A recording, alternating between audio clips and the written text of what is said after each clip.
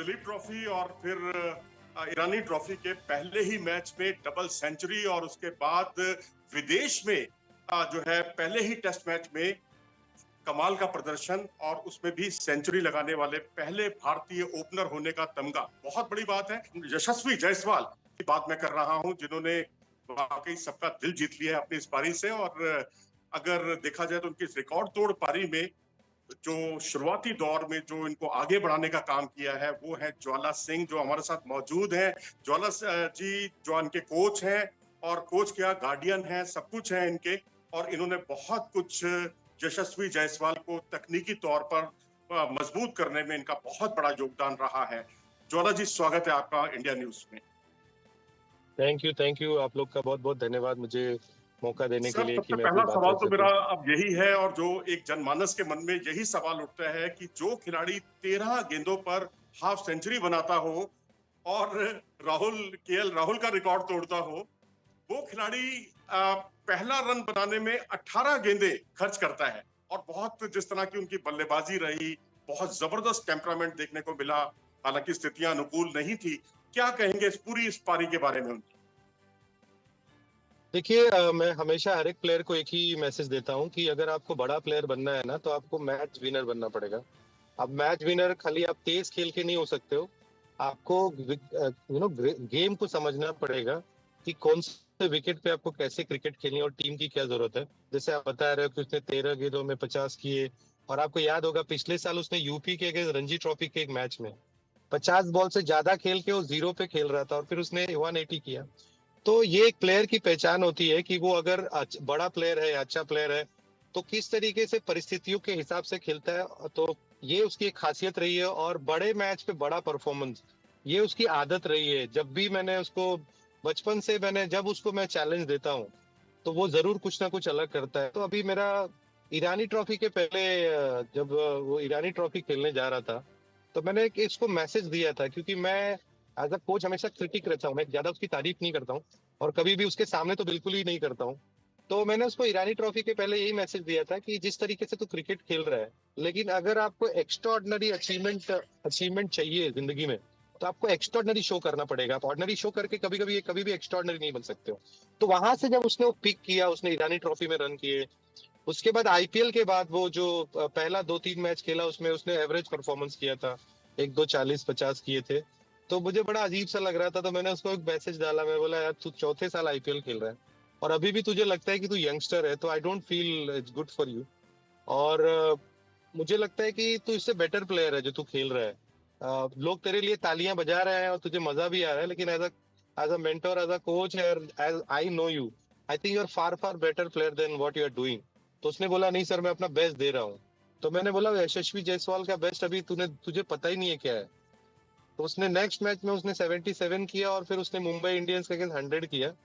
और 100 वाले दिन भी मुझे सुबह उसने फोन किया था कि सर आप मेरा मैच देखने आओगे क्या। मैं कभी जाता नहीं था उसका मैच देखने, तो मैं मैच देखने गया और मैंने उसको एक शर्त रखी कि मुझे प्राउड फील कराना, मैं ग्राउंड पे ना वहां पे मैं खुश होके आना चाहिए।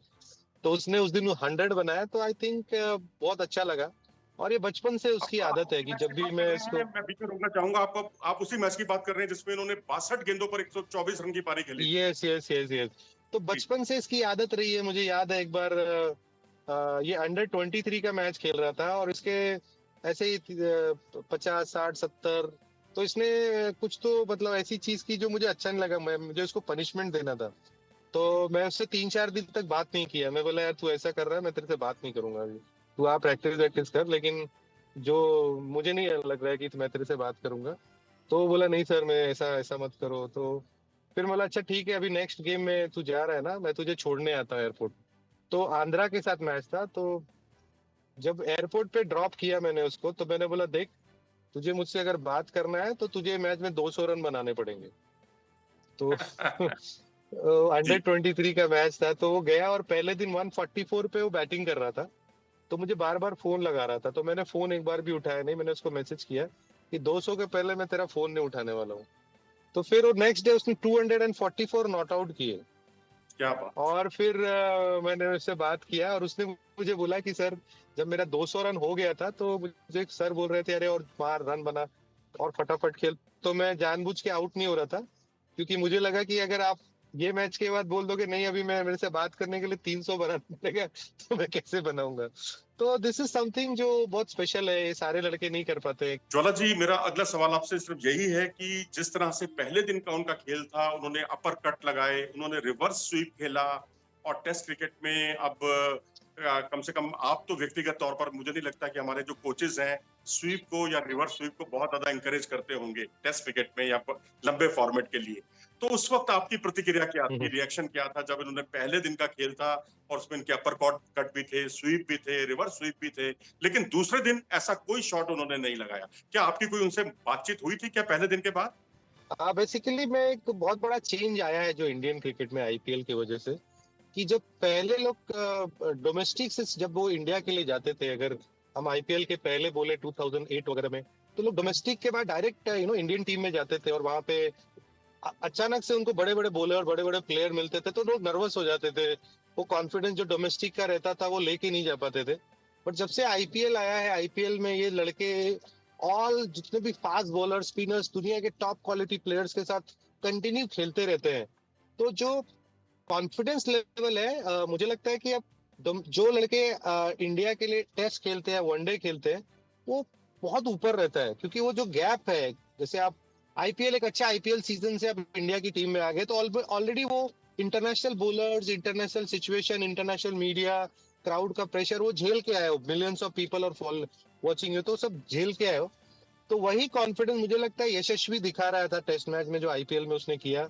और मैं हमेशा से बिलीव करता हूँ कि हर प्लेयर का अपना एक गट फीलिंग होता है कि भाई ये शॉट मार सकता हूँ। तो अगर अगर प्लेयर को लगता है कि यार ये वाले बॉल पे मैं ये शॉट मार सकता हूँ तो मारना चाहिए, डजंट मैटर कि रिवर्स स्वीप हो या अपर कट है, सबका अपना अपना स्कोरिंग पैटर्न होता है।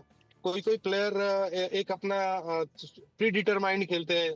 जैसे हम लोग बोलते हैं कि अगर कभी किसी बॉलर को कोई भी मैच में डोमिनेट करना है तो शुरू में एक आधा चांस ले लो ताकि बॉलर को समझ में आ जाए कि भाई ये मैं विकेट पे खड़े रहने नहीं आया हूँ, मैं रन बनाने आया हूँ, ताकि बॉलर प्रेशर में आए। तो ये टैक्टिस होता है एज अ बैट्समैन, और सबका अपना अलग अलग होता है कि पहले कोई जाके बॉलर को थकाता है, कोई पहले जाके अटैक करता है, जैसे सहवाग अटैक करते थे आप, और बहुत सारे प्लेयर हैं जो राहुल द्रविड़ बॉलर को थकाते थे। तो अपना अपना प्लेइंग स्टाइल है और यशस्वी का अपना स्टाइल है। आई थिंक वो अपने तरीके से खेलता है।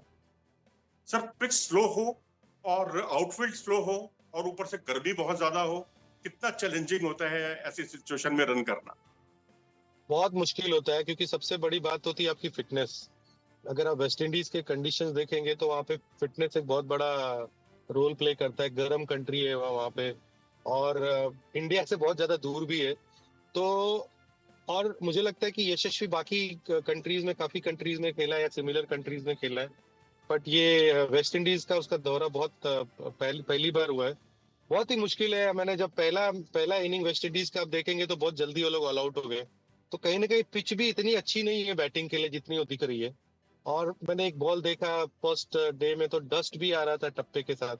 तो ये बहुत ही डिटर्मिनेशन का खेल है, लेकिन आई थिंक इसके लिए मैं क्रेडिट दूंगा मुंबई क्रिकेट को, क्योंकि मुंबई में हम इस कंडीशंस में खेलते आते हैं। हम लोग आजाद मैदान, क्रॉस मैदान, अलग अलग मैदान क्रिकेट खेलते हैं जहाँ पे इस तरह के विकेट से हम परिचित होते हैं और थोड़ा बहुत मौसम से भी परिचित होते हैं।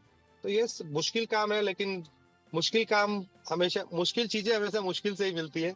ये मेरा एक कोट है। तो मैं यही बोलूंगा कि अभी यशस्वी और मुश्किल हालात जो आ जाएंगे उस पे भी पार हो जाए और आज 200 रन का आंकड़ा भी खड़ा करे अपने लिए और टीम क्या के लिए। बात!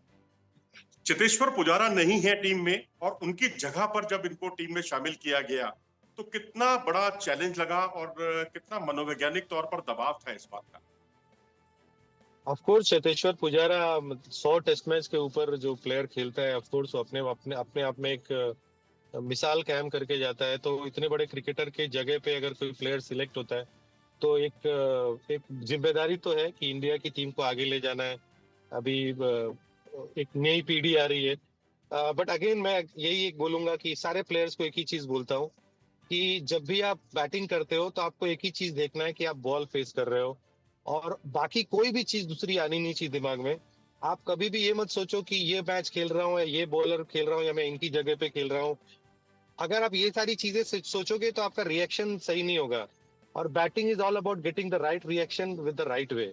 और एक चीज और मैं इसमें ऐड करूंगा, मैं हर एक प्लेयर को यही बोलता हूँ कि आपको खाली एक ही चीज देखना है, चाहे आप वनडे खेलो, T20 खेलो या टेस्ट खेलो या कोई भी लेवल का क्रिकेट खेलो, टेस्ट खेलो, आपको 9 फील्डर के बीच में बॉल मारने आना चाहिए। अगर आप ये कर सकते हो लंबे समय तक, तो हर फॉर्मेट में रन बना सकते हो। तो इट्स अ बिग रिस्पॉन्सिबिलिटी कि चेतेश्वर पुजारा की जगह पे यशस्वी आया है, और उसने उस चीज को प्रूव भी किया है, सिलेक्टर्स को भी राइट प्रूव किया। तो मुझे लगता है सब कुछ अभी तक तो सही जा रहा है। ज्वाला जी, हिथरो जो एयरपोर्ट है लंदन का, वहां पर आप थे जो हमें खबर मिली, और हम्म। आपको जब पता चला कि आपके शिष्य ने सेंचुरी बनाई है, तो आपने इसका जश्न किस तरीके से किया, किस तरह से सेलिब्रेट किया? सेलिब्रेशन तो फ्रैंकली नहीं मिला करने को, क्योंकि जैसे ही उसकी 100 हुई, उसी टाइम पे मेरी फ्लाइट जो है वो फ्लाई कर गई, और मेरा फोन वगैरह सब बंद हो गया। तो बस मन में ही रह गया सेलिब्रेशन। आज देखिए, अगर वो 200 रन बनाता है तो हम लोग अभी इंडिया में हैं, हम लोग करेंगे कोई ना कोई सेलिब्रेशन। चलिए, हमारी शुभकामनाएं, इंडिया न्यूज स्पोर्ट्स की तरफ से हम आपको शुभकामनाएं देते हैं कि आपका शिष्य डबल सेंचुरी बनाए, और उसके अलावा उस मुकाम को छुए जहां जिसकी आपने शायद कल्पना भी कभी नहीं की होगी, क्योंकि उन्होंने भारतवासियों का दिल जीत लिया है। हमसे बातचीत करने के लिए बहुत बहुत धन्यवाद ज्वाला जी, आपका नमस्कार। Thank you so much.